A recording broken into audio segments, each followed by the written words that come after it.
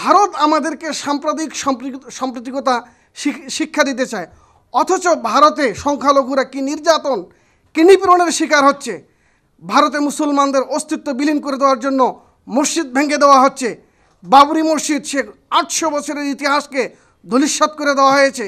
বাংলাদেশে এখন পর্যন্ত কোনো মন্দির ভাঙা হয়নি।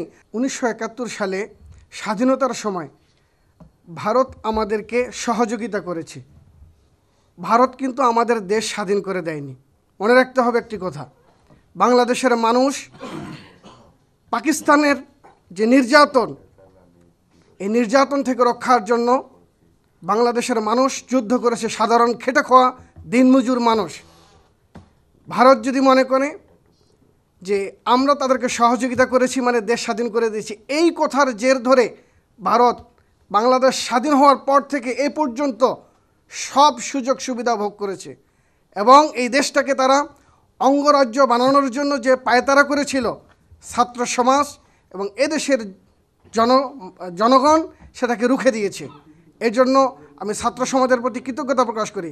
এখন কথা হলো, বাংলাদেশের সংখ্যালঘু আঘাত নিয়ে এই যে ভারত একটি মিথ্যাচার প্রপাগান্ডা ছড়াচ্ছে সারা বিশ্বে, আমরা অত্যন্ত মর্মাহত এবং দুঃখিত এই কারণে যে ভারত আমাদেরকে সাম্প্রদায়িক সাম্প্রতিকতা শিক্ষা দিতে চায়, অথচ ভারতে সংখ্যালঘুরা কি নির্যাতন, কি নিপীড়নের শিকার হচ্ছে। ভারতে মুসলমানদের অস্তিত্ব বিলীন করে দেওয়ার জন্য মসজিদ ভেঙে দেওয়া হচ্ছে।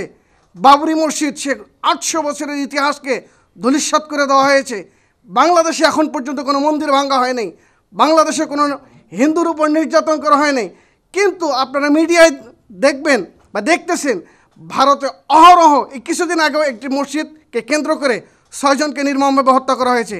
বাংলাদেশও আজকে পঞ্চগড়ে আনোয়ার হোসেনকে যেভাবে নির্মমভাবে গুলি করে হত্যা করেছে, আজকের এই বৈঠক থেকে আমি তীব্রভাবে নিন্দা এবং প্রতিবাদ জানাই।